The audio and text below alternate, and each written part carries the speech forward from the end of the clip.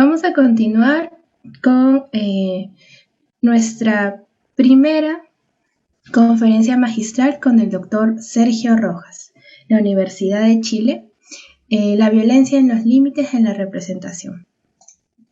Sergio Rojas es filósofo, doctor en literatura y profesor titular de la Facultad de Artes de la Universidad de Chile. Coordina actualmente el programa de Magíster en Teoría e Historia del Arte.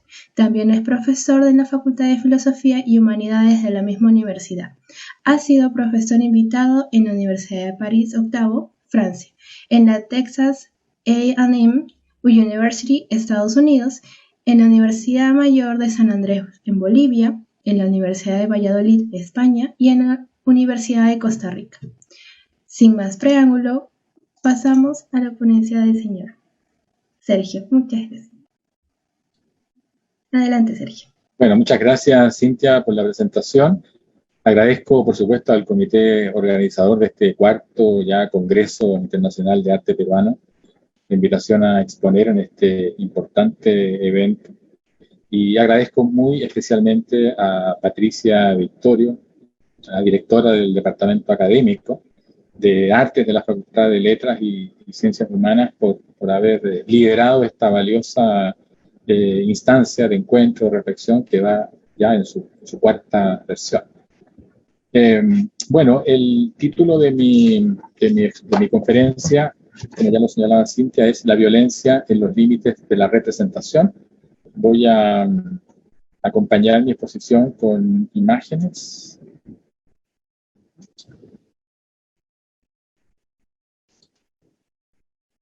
Ahí está, se ven, ¿verdad? Sí, ya. Sí, correcto. Bueno, voy a leer el texto para poder así ceñirme al tiempo establecido. Planteo la pregunta acerca de la posibilidad que tendría hoy el arte de abordar la violencia, cuando ya es manifiesto que esta no es solo una excepcional interrupción de la cotidianeidad, sino que toma cuerpo en lo cotidiano. Lo que intento reflexionar no es el modo en que las artes, lo que intento reflexionar no es el modo en que las artes hacen de la violencia un tema, un objeto, sino la posibilidad de que la violencia sea pensada, la posibilidad de que el destinatario de las obras sea alterado no por el espectáculo de la violencia, visibilizada en hechos de sangre, sino por la responsabilidad ética que resulta de pensar el orden de la violencia. Que lo medular no sea el primer plano de una carnicería humana que enmudece haciendo faltar las palabras, sino el pensamiento que la violencia provoca en el espectador a partir de la circunstancia artística. Mi hipótesis es que con relación a la violencia, los propios límites del arte, los límites del relato, los límites de la representación, pueden constituirse en recursos importantísimos para dar lugar a ese pensamiento. Al examinar el fenómeno de la violencia, nos enfrentamos en el presente a una triple paradoja.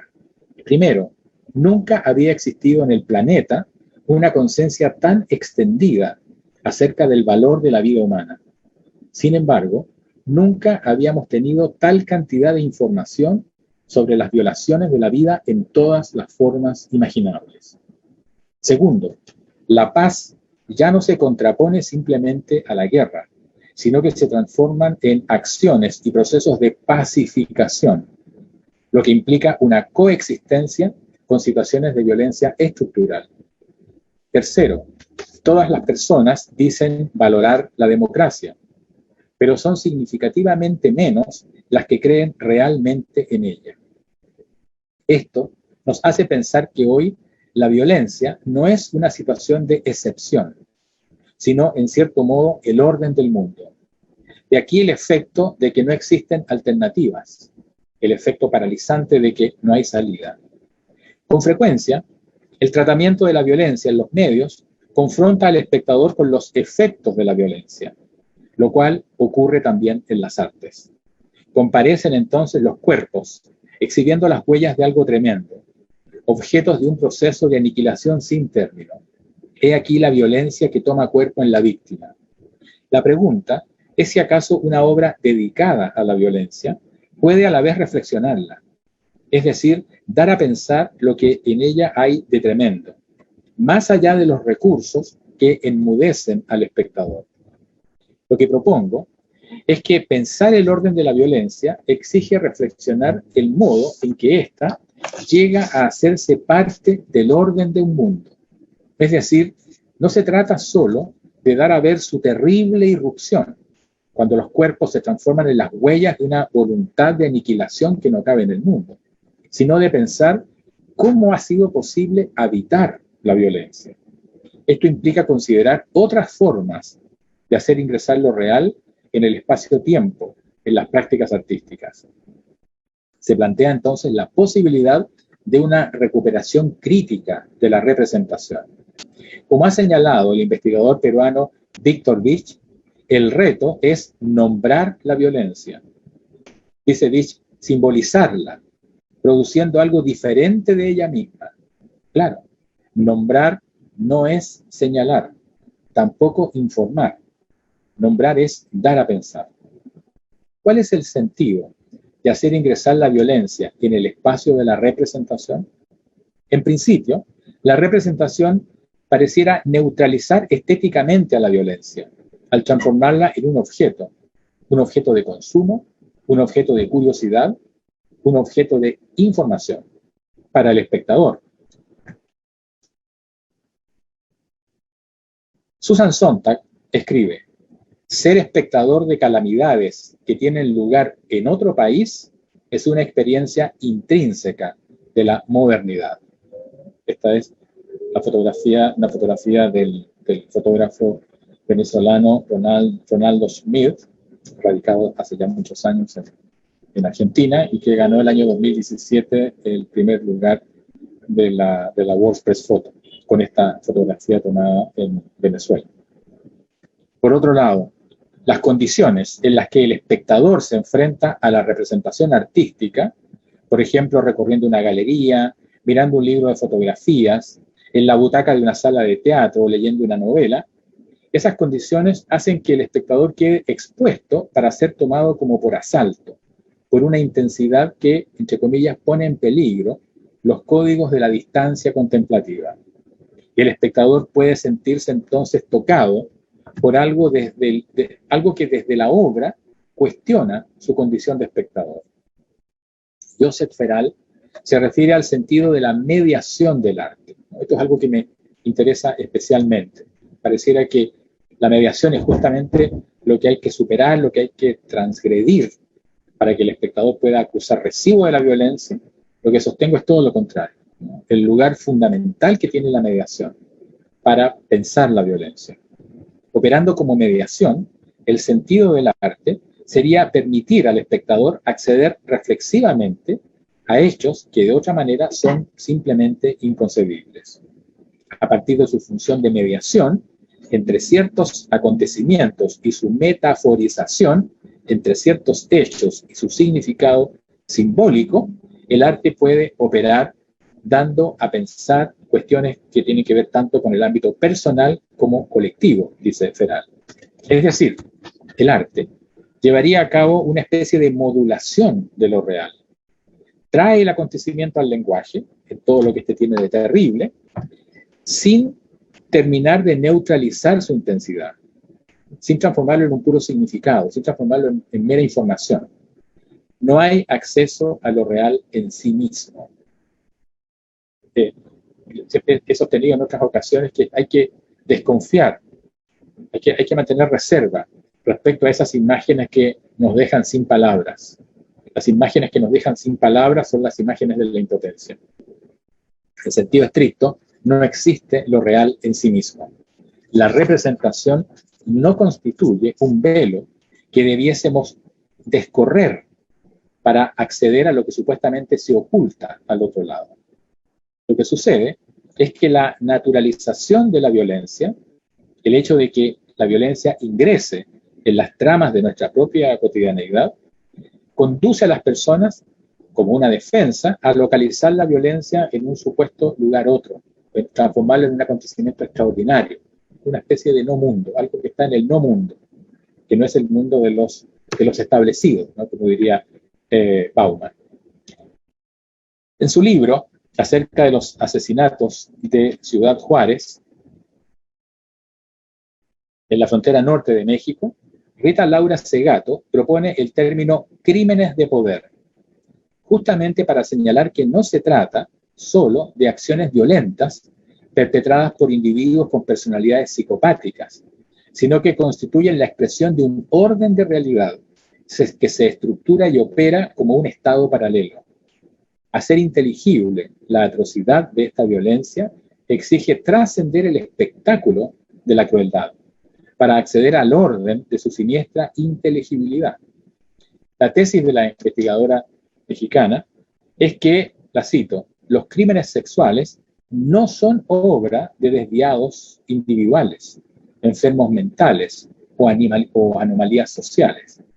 Los crímenes sexuales, y particularmente en Ciudad Juárez, son expresiones de una estructura simbólica profunda que organiza nuestros actos y nuestras fantasías y les confiere inteligibilidad. Rita Laura Segato lee esos crímenes como lenguaje. Un lenguaje que se establece entre las comunidades de varones. No es algo dirigido hacia la mujer.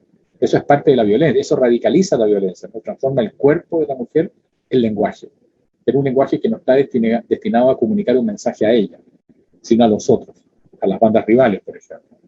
Los crímenes operan entonces como escritura en el cuerpo. La violencia no es instrumental, sino expresión de una voluntad. En un universo patriarcal, esa voluntad comunica una capacidad de infligir una aniquilación física, psíquica y moral sin límites. Es lo que vengo sosteniendo en esta exposición. La necesidad de reflexionar el orden conforme al cual la violencia no puede considerarse como una mera excepción, como un brote de irracionalidad, sino un régimen que toma cuerpo en lo cotidiano. La representación queda puesta en cuestión con relación al real violento cuando se asume que la mediación lo que haría sería formalizar, domesticar. Como cuestionamiento, entonces, de la mediación en el arte, surge el interés por una supuesta inmediatez. Se intenta hacer del arte el territorio del acceso a la inmediatez abrumadora, intensa, de la violencia. El conflicto entre representación e inmediatez de lo real pone el énfasis en el contenido. O sea, la simple oposición entre o tenemos representación y por lo tanto mediación, o tenemos inmediatez, acceso inmediato al acontecimiento mismo. Esa simple oposición supone que el contenido es el hecho de la violencia, el hecho concreto de la violencia, cuya intensidad alteradora sería más bien neutralizada por la mediación de la representación. El cuerpo golpeado, quemado, cortado, adquiere entonces un protagonismo terrible, como efecto de la aniquilación de lo humano, una aniquilación que va muchas veces más allá de la muerte.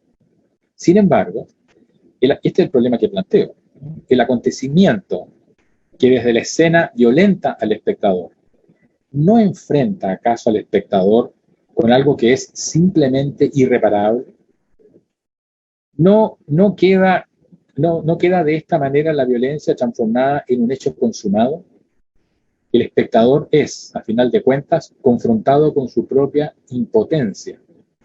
Es decir, es una violencia que no nos da a pensar, sino que nos paraliza, nos enmudece.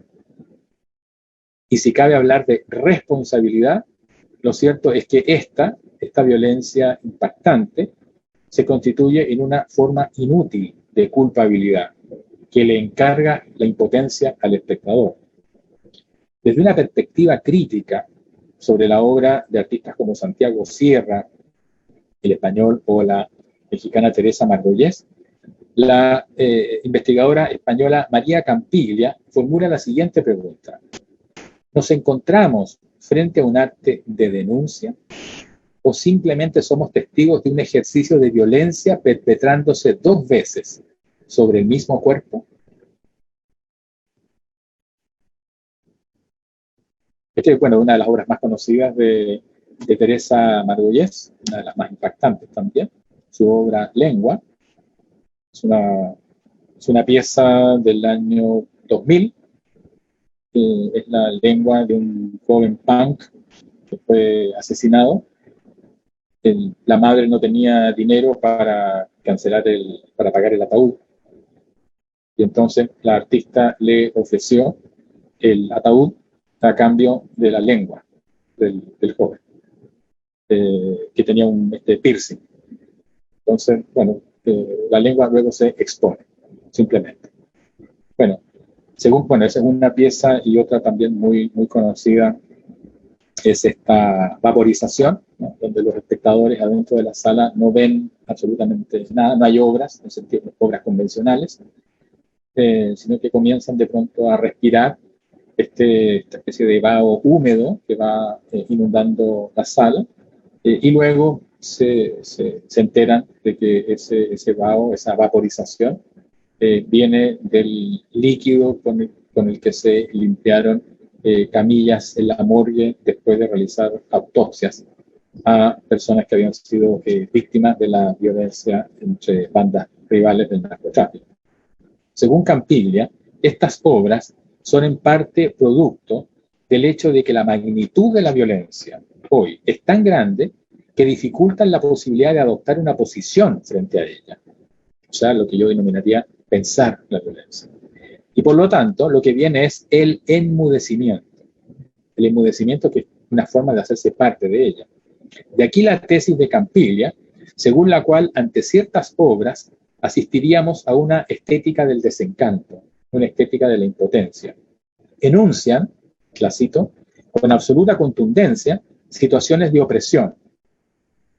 Eso es parte de la denuncia, está bien.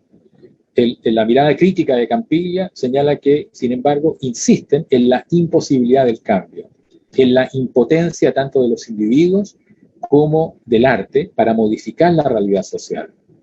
Sostiene este tipo de arte que todos somos cómplices, dice Campiglia, y a la vez artífices del sistema imperante, e incluso, si podemos, somos beneficiarios. Conozco la documentada y compleja e importante difusión que sobre este tema ha desarrollado la investigadora mexicana Ileana Diegues. Ella expone la necesidad de una movilización del pensamiento, justamente a partir de las imágenes del terror, contra lo que Ileana denomina el cinismo que es propio de la comodidad de la mirada, aquel que se limita a contemplar la violencia en las imágenes. Entonces se hace necesario, dice Ileana, conmover a ese espectador, impactarlo. Tal como sugiere Diegues, la distancia respecto al dolor de los demás es un factor estructural al orden de la violencia.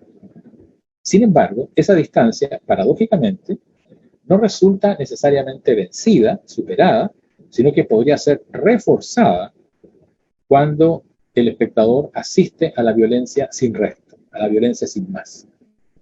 Recuperar el poder de la representación, recuperar el poder de la mediación en el arte que da a pensar la violencia, implica trascender el efecto con frecuencia paralizante que ejercen las imágenes impactantes, que impactan por una suerte de crudeza obscena o por una información abrumadora. Víctor Vich reflexiona la fotografía de Oscar Medrano, la fotografía que Oscar Medrano hizo el año 1983 en Yuyanapac, y expuesta con el texto, cito, para recordar, relato visual del conflicto armado interno en el Perú, 1980-2000. Víctor Vich señala lo siguiente respecto a esta imagen. Ambas, la boca y la venda, dan cuenta de algo innombrable que está cubierto. Ambas ponen de manifiesto la tensión entre lo decible y lo indecible, entre lo que está afuera y adentro, entre el pasado vivido y el futuro por venir. Aquí me parece que es un buen ejemplo, un buen caso de lo que estoy señalando.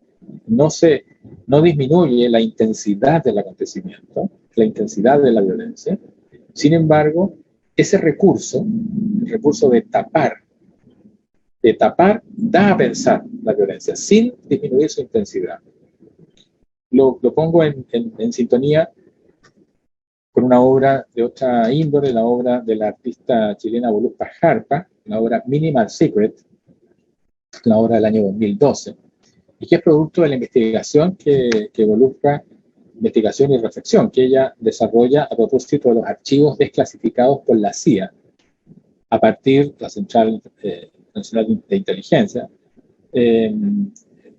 estos archivos desclasificados que fueron desclasificados, digo, el año 99.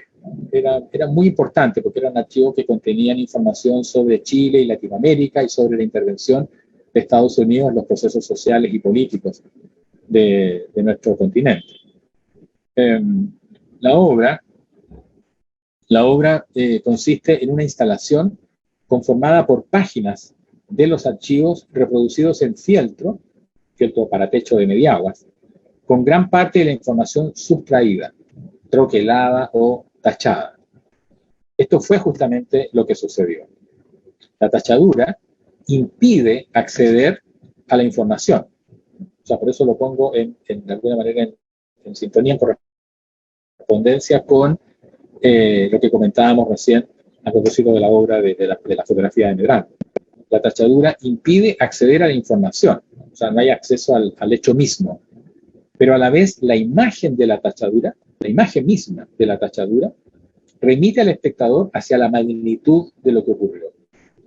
La artista, Voluspa, relata cómo inició este proyecto. Dice, en el año 99, el gobierno de Estados Unidos anunció la desclasificación de documentos de sus servicios secretos sobre la historia reciente de Chile, entre otros. Recuerdo, dice ella, haber vivido esta noticia con cierta conmoción expectante y haber pensado y sentido que esto iba a producir un gran revuelo histórico, nacional. Sin embargo, no sucedió. Para mí se transformó en una interrogante simbólica, claro, porque los archivos desclasificados venían tachados. Y los momentos más relevantes de la información estaban cubiertos. Es decir, entonces, de acuerdo a lo que dice la artista, la tachadura en los archivos opera como una prohibición oficial sobre las respuestas a muchas interrogantes. Pero la tachadura visualmente hace emerger otro tipo de preguntas, otro tipo de cuestionamientos, un cuestionamiento que no tiene respuesta, un cuestionamiento que no demanda información, que no es cuestión de datos, sino de otra cosa. El archivo genera una imagen de la magnitud de lo sucedido, precisamente a partir de la mancha. Por eso que establezco una relación con la fotografía de Medrano. El artista chino Wang Yongping propuso en 1994 al Centro Pompidou la obra instalativa Teatro del Mundo. Bajo un domo con forma de tortuga, saltamontes, cucarachas, tarántulas, ciempiés, lagartijas, escorpiones se devoraban entre sí. La obra fue rechazada por el Centro Pompidou. El sentido de esta instalación era, según señalaba el mismo artista, ofrecer un microcosmos de los conflictos mundiales. La violencia no radica en el contenido, en lo salvaje que está sucediendo dentro de ese espacio cerrado, sino en el hecho de que se imponga al espectador la visión de ese hecho. Se impone al espectador bajo el contrato del arte. Esto es la obligación por parte del espectador de respetar pasivamente lo que podríamos llamar la impunidad de la que tácitamente gozan los artistas. ¿Acaso esa impunidad instituida opera como un recurso para poner en escena otro tipo de impunidad?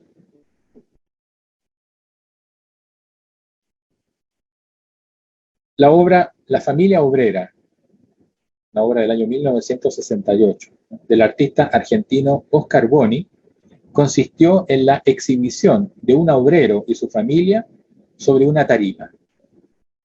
El trabajador fue contratado por Boni, pagándole el doble de su salario habitual, para que permaneciera en exposición por el tiempo que duró la muestra colectiva. La muestra se llamaba Experiencia 68, una muestra que fue realizada en el famoso Instituto Di Tella de Buenos Aires. No se trata solo de una crítica en esta obra de Boni, no se trata solo de una crítica a la sociedad mercantilizada, sino que el arte hace del propio arte, hace del propio recurso artístico un agente de la violencia que expone. La violencia, como aniquilación, como destrucción, una destrucción que no siempre es física, puede ser psíquica, puede ser moral. Bueno, la violencia como aniquilación acontece siempre de acuerdo a procedimientos, protocolos, prejuicios, representaciones, ideologías. Lo que se trata de hacer acaecer desde ciertas prácticas artísticas es precisamente la violencia de esas formas. Insisto en el punto, aquello que va recorriendo mi exposición.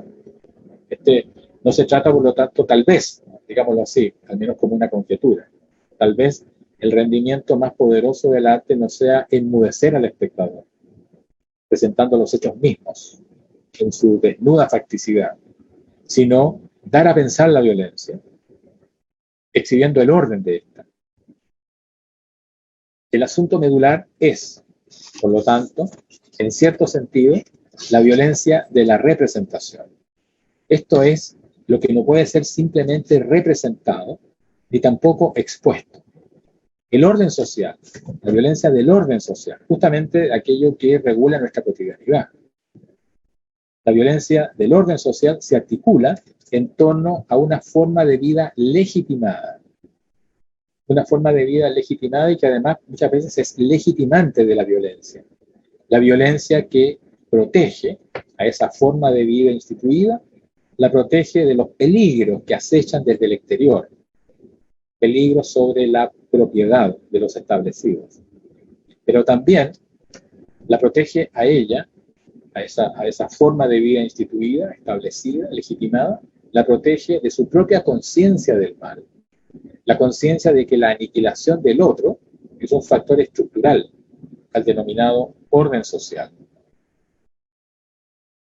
En su obra Memorial, montada en el Centro Cultural y Museo de la Memoria en Montevideo, el artista Luis Kamnitzer reflexiona precisamente el hecho de que lo cotidiano, como espacio de desaparición y olvido, opera a la vez como soporte de permanencia.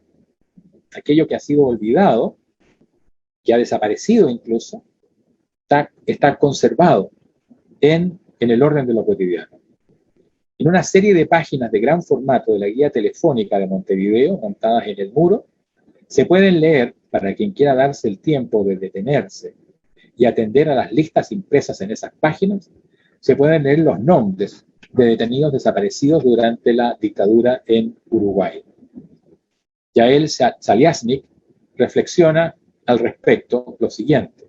Dice, la guía telefónica nos muestra de alguna manera lo efímero de todo, lo desechable, lo descartable que son las personas, las direcciones, los números. La guía misma probablemente esté también pronta a desaparecer. La guía telefónica, entonces, nos remite a la ficción de una sociedad de iguales, que funciona sin otro ordenamiento que el alfabeto, donde cada nombre es la cifra de una vida contenida en la doméstica intimidad. Se trata de pensar el olvido. La desaparición de la desaparición misma de la violencia en la zona gris. En la zona gris, en lo cotidiano. Se trata de pensar el hecho de que la violencia se ha hecho habitable. En esa misma perspectiva, se trata también de pensar el hecho de que el pasado no pasa, que ese pasado y la violencia que contiene están alojados en el presente. Judith Butler ha sostenido que la precariedad es inherente a la vida misma, al hecho de estar vivo, y no solo la precariedad no es solo una miserable condición a la que son empujados los que han sido despojados y abandonados, sino que, cito a Butler, afirmar que una vida es precaria exige no solo que la vida sea aprendida como vida, sino también que la precariedad sea un aspecto de lo que es aprendido en lo que tiene de vida. O sea, no se trata, dice Bates, de que primero nacemos y luego algunos se vuelven precarios, porque han tenido mala suerte, porque les ha ido mal, o porque alguien los ha hecho víctimas. No, la precariedad es inherente a la vida misma. Haber nacido es haber nacido a la precariedad. Ya por el hecho mismo de su nacimiento, la vida humana requiere ser asistida, porque siempre está en peligro de morir. Tanto el conocimiento como la tecnología dispuestas hoy en el mundo han hecho de la finalidad de hacer vivir algo cada vez más logrado, cada vez más sofisticado. Considerando eso, la pregunta es, ¿cómo entender entonces el hecho de que existen vidas que importan y otras que importan menos o que no importan? Vidas que no importan en lo absoluto. En diciembre del 2007, el artista español Santiago Sierra realizó la obra La Trampa en el espacio cultural Matucana 100, en Santiago de Chile. La obra fue pensada para ser vista solo por 13 personas, todas vinculadas al circuito de las artes y las políticas culturales en el país. Cada una de estas personalidades debía internarse por un largo y oscuro pasadizo, al final del cual el espectador, el visitante, aparecía en un escenario donde él era contemplado desde las butacas por 184 inmigrantes de nacionalidad peruana. El visitante, en ese momento, el visitante es el espectador y de pronto se encuentra transformado en objeto de expectación, transformado él en espectáculo. El visitante intenta regresar al punto de origen, pero ahora el camino se ha modificado y sale a la puerta que lo conduce a la calle, donde el vigilante le agradece en nombre del artista haber aceptado participar en la obra. Fenómenos como el racismo, el clasismo, la homofobia, el machismo, constituyen una dimensión de ese orden social y de la violencia naturalizada que sirve a la producción y control de esa forma de vida. Esta forma de vida requiere ser protegida, no solo de formas de existencia social desposeída, a las que ve como una amenaza, sino también de la violencia que en nombre de ella se ejerce sobre los otros, sobre los no establecidos. Cuando el agente de la violencia es la policía, bueno, ahí se hace explícito que se trata de la violencia del orden social. Cuando la policía opera no solo en defensa del orden público, sino del orden social, que es muy diferente. Es necesario, por lo tanto, más acá del castigo que la represión policial ejerce sobre los cuerpos, reflexionar la solapada furia del orden social mismo en tiempos de normalidad. Formas cotidianas de la violencia que se expresan ya en el lenguaje de la discriminación. Imposible pretender cancelar la representación en el arte para hacer ingresar la violencia en acto, cuando éste viene precisamente de la representación. La violencia del lenguaje en escena se ejerce a partir de una frontera que no puede definirse simplemente como social, racial o sexual, sino que es la frontera a partir de la cual el dolor del otro se me hace extraño, como podría ser lo que ocurre al interior de las cárceles, de las casas de acogidas de menores, de territorios poblacionales en situación de marginalidad, etc. No por mera indolencia o indiferencia, sino porque es inherente al denominado orden social la discontinuidad, la separación entre los establecidos y los otros, los habitantes de los territorios del no ser, para tomar la conocida expresión de Fanon. En la obra Hans Pozo, del dramaturgo Luis Barrales, la violencia de la marginalidad llega a naturalizarse en los sentidos de la percepción.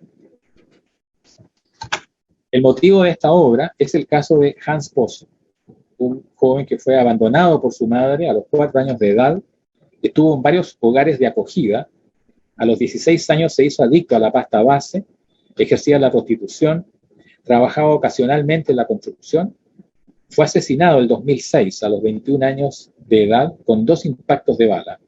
Luego su cuerpo fue descuartizado por el asesino y los pedazos distribuidos en diferentes sitios de la ciudad.